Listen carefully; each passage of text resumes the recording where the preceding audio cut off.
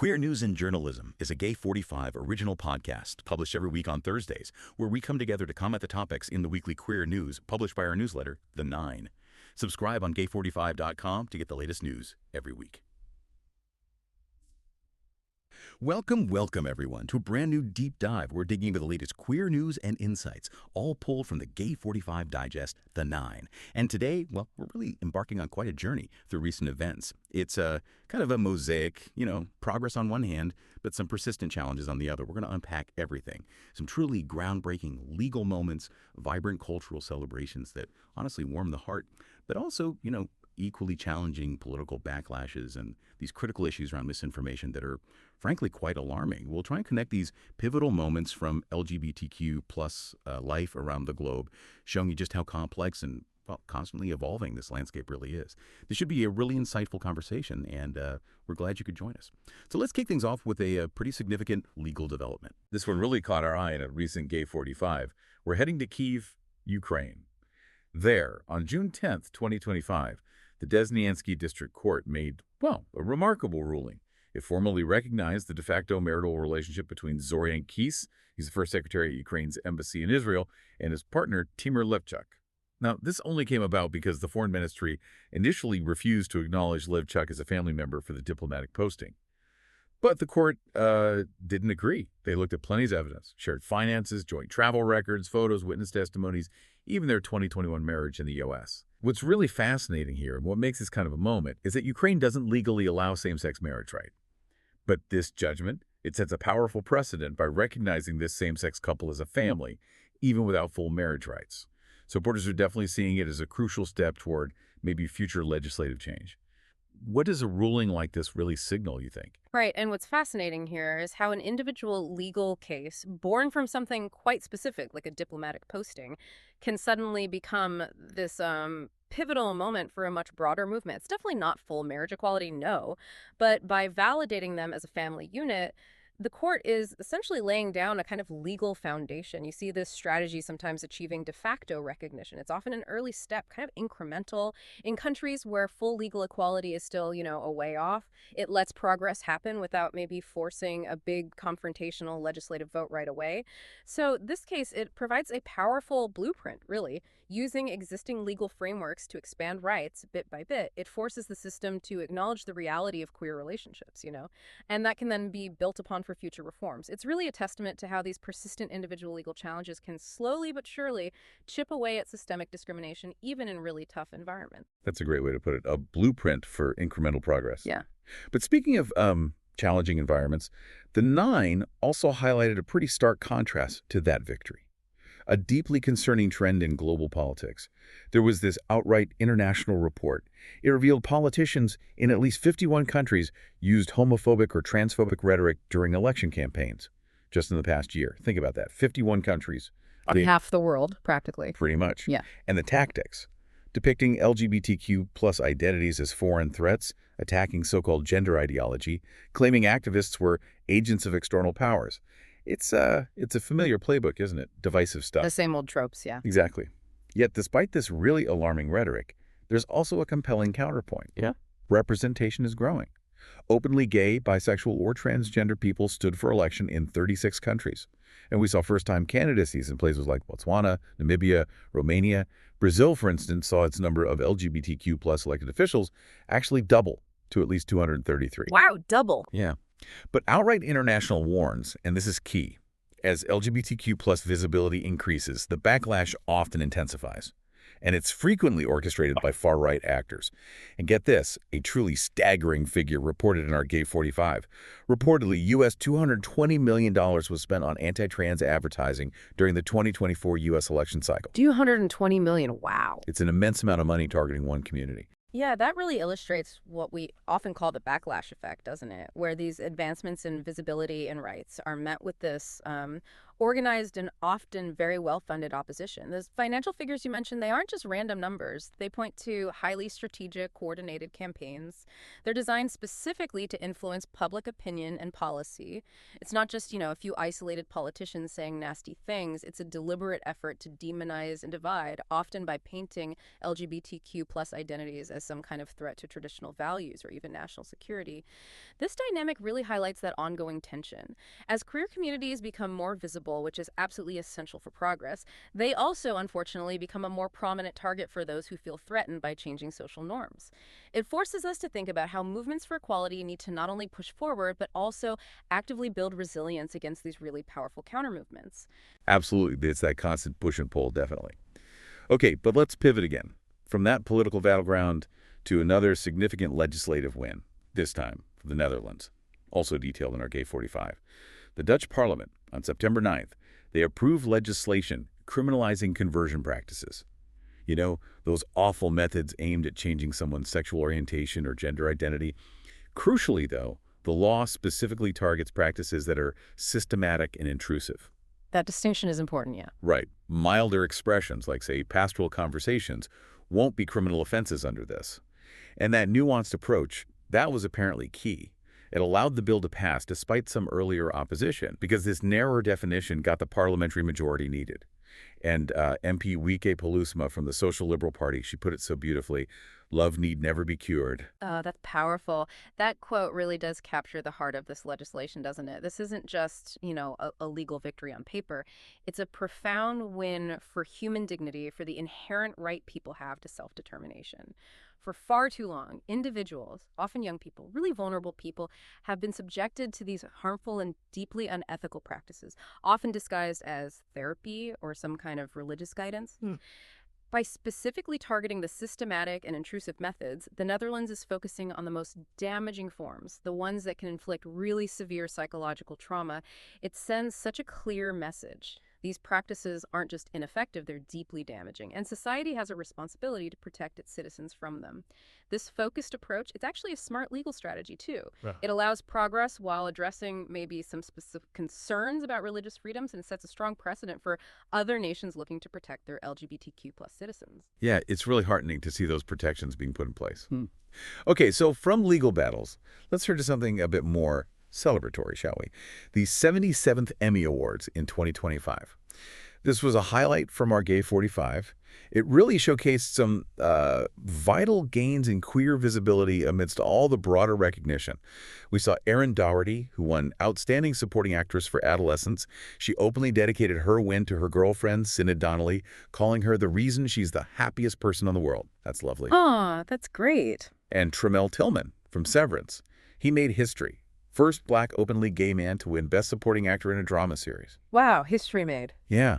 These moments of public, just joyful acknowledgement, they feel incredibly vital for normalization, don't they? They absolutely do. Those visible moments in mainstream media, they're incredibly powerful because they normalize queer identities, queer experiences for millions of viewers who might not otherwise encounter them in their daily lives. Yeah. It's not just about winning an award, right? It's about seeing queer lives celebrated, respected, thriving in these very public spaces. And if we connect this back to the bigger picture, these cultural milestones contribute significantly to broader societal acceptance. They act as a kind of counterbalance to that political backlash we were just talking about. They show that despite the challenges, queer lives are an integral and celebrated part of our global culture. They provide essential role models and, shift public perception over time. Definitely. Okay, now shifting again to a much more serious and complex story that our Gay 45 brought to light. The fatal shooting of conservative pundit Charlie Kirk in Utah and the huge controversy around misinformation that followed. So Charlie Kirk, 31 years old, conservative activist, co-founder of Turning Point USA. He was fatally shot on September 10th while giving a speech at Utah Valley University. Kirk was, known for holding these open-air debates on campuses, often expressing right-wing anti-LGBTQ plus views. And he was, in fact, discussing trans shooters' conspiracy theories literally moments before he was shot. Oh, wow. The irony there is Chilling, isn't it? He was struck in the neck by a single bullet, apparently fired from a rooftop, and died later. Authorities detained 2 people, then released them. The shooter remains unidentified. Politically, the reaction was swift. President Donald Trump called it a political assassination, ordered flags flown at half-staff. Politicians from both sides condemn the violence, of course. Okay, but here's where the misinformation angle comes in, as detailed in our Gay 45. The Human Rights Campaign, HRC, they strongly urged the Wall Street Journal to retract a report. Why? Because it falsely linked the suspected killer to the transgender community. Oh, no. Yeah. The Journal had cited some unverified law enforcement bulletins suggesting ammunition found at the scene carried transgender and anti-fascist ideology. But later investigations, they revealed the etchings on the ammunition actually reference video games and internet memes. Nothing to do with political or queer identities. Video games and memes. Okay. Right. Police eventually identified the actual suspect as a 22-year-old named Tyler Robinson. Brandon Wolf from HRC slammed this as reckless, irresponsible journalism, stating flat out that it fueled online threats against the trans community. It's a truly chilling example of how quickly a tragedy can be twisted. It really is. This incident just starkly highlights the ethical tightrope that journalism walks, especially now in our current news cycle. There's this immense pressure for speed, isn't there? But it often comes at the expense of accuracy. And the consequences, the real-world consequences, can be devastating, particularly for marginalized groups. An unverified report, especially when amplified by a major news outlet like the Wall Street Journal, it can instantly create a false narrative, one that fuels hostility, polarization, and even direct threats against completely innocent people. It's terrifying. It really is. It makes you think about how news organizations grapple with this challenge, and what responsibility do the online platforms hold when this kind of misinformation just takes root and spreads like wildfire. That's such a crucial point about media responsibility and platform responsibility, too. And we're seeing it play out in different, equally disturbing ways globally. For instance, The Nine also reported on this truly awful situation in Uganda. It shows how misinformation and systemic corruption can be deeply intertwined. Ugandan police arrested a man named Uganda Alleged, also known as Morris. He's accused of orchestrating this years-long blackmail scheme, specifically targeting LGBTQ plus people. Oh, goodness. His modus operandi was incredibly chilling. He allegedly used dating apps like Grindr and Planet Romeo to lure victims, and he'd extort them. And often, terrifyingly, with the complicity of police officers and even boda riders, those motorcycle taxi drivers. Great complicity, wow. Yeah. The Uganda Minority Shelters Consortium documented over 150 cases of extortion, torture, and harassment linked to Morris's network. Over 3 years, he primarily targeted middle and upper-class gay men and transgender women. And he used Uganda's draconian Anti-Homosexuality Act to intimidate victims, to keep them silent. Weaponizing the law itself. Exactly. Rights groups are now seriously concerned that his close ties to law enforcement could completely undermine any prospect for real accountability here. The implications of that scheme are just profoundly disturbing. This isn't just about one criminal or even a network. It exposes how discriminatory laws, like Uganda's Anti-Homosexuality Act, can be actively weaponized by individuals, by criminal networks, essentially turning the legal system itself into a tool of oppression. That's horrifying. And when you add alleged corruption within law enforcement, where the very people meant to protect citizens are reportedly complicit in extortion and harassment, well, it creates an incredibly dangerous, vulnerable environment for already marginalized communities. This whole operation, leveraging technology like dating apps, leveraging fear, leveraging the law itself, it just underscores the urgent need for robust human rights protections and real accountability within justice systems, especially in countries where LGBTQ plus individuals face such severe legal and social discrimination. Wow, yeah. That's just heartbreaking on so many levels. Okay, let's try and lighten the mood just a little bit. A slightly surprising cultural tidbit from our Gay 45, the Global Gay Cruising Rankings. Okay. Didn't see that coming. Right. London was actually ranked the best city worldwide for gay cruising. This is according to the Global Gay Cruising Index 2025, published by an erotic portal called Arabella. The survey looked at 20 queer-friendly cities, Europe, North America, Australia, scored them on things like gay saunas, fetish clubs, cruising parks, bars. London topped the list, praised for its diverse range of parks and saunas. Berlin came second, got full marks for his fetish clubs, apparently. Berlin would, wouldn't it? Right. Paris was third. It's an interesting kind of niche metric, isn't it? It absolutely is. And while it might seem, super niche, maybe a bit frivolous even, It actually offers a fascinating glimpse into the infrastructure of queer communities in different cities. It reflects things like openness, cultural diversity, the availability of certain kinds of spaces, and maybe the perceived freedom and safety for certain expressions of queer sexuality and community. It's definitely a unique lens through which to appreciate the varied ways queer life manifests around the world. Absolutely, it really does offer that lens. Okay, and to start wrapping things up, let's dive into some truly thought-provoking recommendations and the Nine's quote of the week. This week's quote is from Barbara Walter. The radicalization pipeline runs through a handful of American tech companies.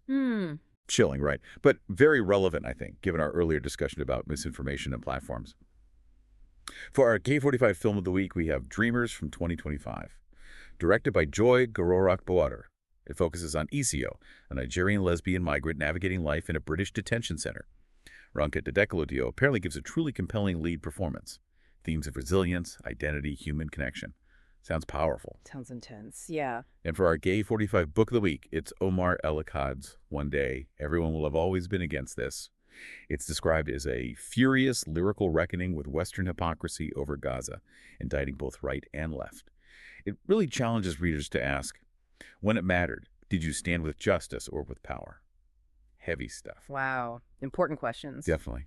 And just for some fun cultural diversions from Gay 45, there's an iced coconut limeade recipe. It challenges you to just ponder a Monet painting for 10 minutes. And, of course, the New York Times puzzle, spelling bee, mini crossword, Wordle. Gotta have those. Gotta have the puzzles. But that Barbara Walter quote about the radicalization pipeline, it ties directly back, doesn't it, to our discussion about misinformation, the Charlie Kirk incident, the orchestrated backlash. It really highlights the profound and often deeply troubling influence of these big digital platforms in shaping narratives and, unfortunately, in spreading harmful content sometimes. And those film and book recommendations, they sound so important. They offer deeper, more nuanced perspectives on these really complex global issues and individual struggles. They encourage us to look beyond just the headlines, right? To engage with human stories, foster critical thinking, foster empathy.